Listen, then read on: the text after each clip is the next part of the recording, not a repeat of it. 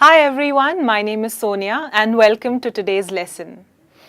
Well, communication is everything these days, isn't it? We all talk about communication in different ways. And we can't ignore the fact that communication brings many worlds together. Well, that's the reason why I decided to do a lesson today on idioms related to communication. Now, many of them are very interesting. I've picked up a few select ones for you, and I'm sure you like them as you watch the video and understand them so you can use these idioms in your everyday conversation.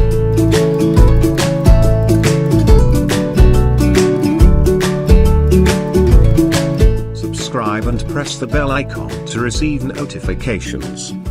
Don't miss any new lessons. The very first one says, to get hold of. Now, when I say hold, I mean to actually grip something or grip someone. So, it's a little confusing when you talk about the word hold related to communication. But actually, to get hold of someone means to manage to contact someone. Let me write that down for you here. So does it happen with you sometimes that you try to contact someone and you just can't get through to them? You've called them, you've sent them a message, you've even sent them a message on Facebook, but you just can't get in touch with the person. That's when you can use a phrase like this and say, well, I've tried to get hold of Peter since the past 2 days, but he's just not available. I don't know what's wrong with him. That's why you can use something like this. The next one here is also very interesting. Make sure you pay attention at this one. It says, to give the lowdown. Now, what could lowdown have got to do with communication? Okay? Imagine this situation.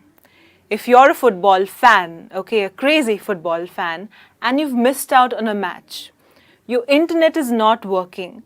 So you really need to know what was the score. Somehow you just can't get the information that you need. So you can ask one of your friends, you could say, hey, you know what? I missed out on yesterday's football match and could you please give me the lowdown on exactly what happened? So to give someone the lowdown means to give someone complete information. To give someone complete or exact information.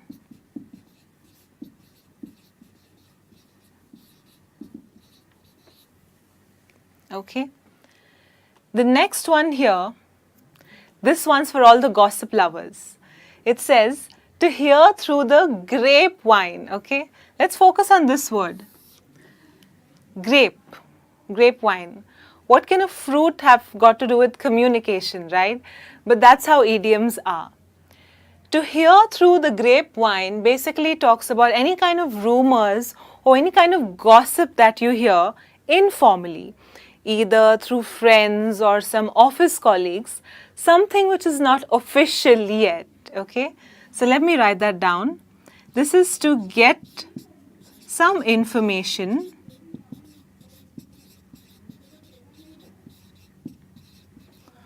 or some kind of gossip informally. So everyone's talking about this, it's all hush-hush, everyone knows but no one's really making an official statement. For example, if someone's unfortunately got fired from work, okay, then you could make a sentence like, well, I have heard through the grapevine that Pete got fired yesterday.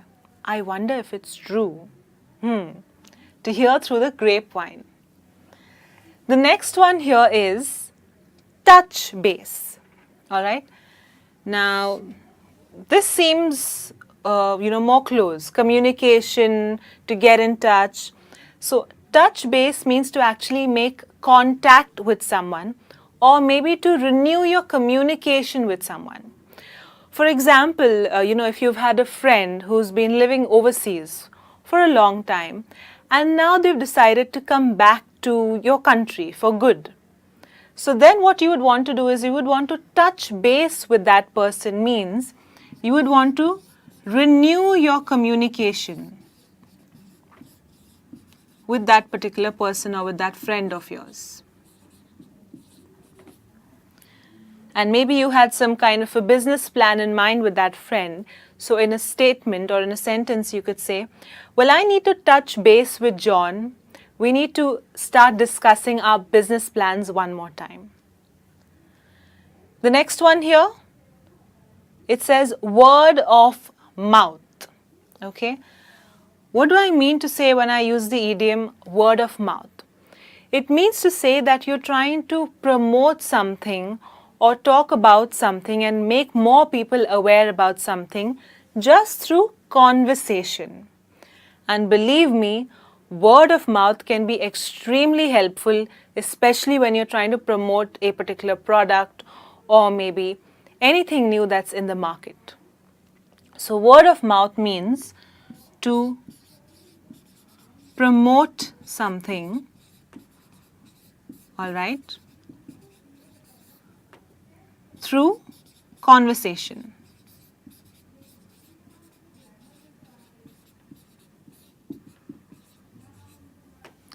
So maybe one of your friends has recently opened up a salon. So, you could, in a sentence, use it by saying, my friend Sam, she's opened up a new hair salon recently, and I think you should definitely visit the place. It's really cool. What are you doing now? You're trying to promote your friend's new outlet by word of mouth. All right? The next one we have here is to put someone in the picture. To put someone in the picture. Now, what picture am I talking about? Am I talking about some kind of a graphic drawing? No, I'm not talking about a picture literally. But what it means here is to make the person aware of everything. Say if you've just joined a new organization, all right, and you're absolutely new to everything. You're new to the facilities, you're new to your colleagues, your managers, everything literally. So then you need someone to put you in the picture, okay? So maybe in a sentence you could say something like, well, James, he's extremely new at work, so we need to put him in the picture. We need to make him aware about everything. That's to put someone in the picture. And finally, I love this one. It's just so interesting. It says, can't make head or tail of something. Okay, let me repeat that. It's a little long. Can't make head or tail of something. It's such a lengthy idiom, but all it means is not to be able to understand something, all right? If you can't understand something and you want to say it in a fancy way, you can say, I can't make head or tail of this report. Could you please explain it to me? Or, some of us don't really have very good handwriting. So you can look at something that someone's written, and if you want to be a little nasty, you could say, well, I can't make head or tail of what you've written. Could you please explain this to me? So that's what it means to be unable to understand anything. Okay.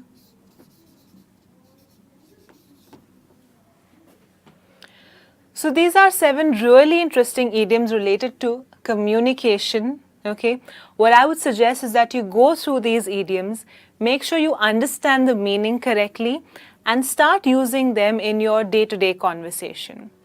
I think I've already picked up my favorite. It's definitely can't make head or tail of something. I just love the way it sounds.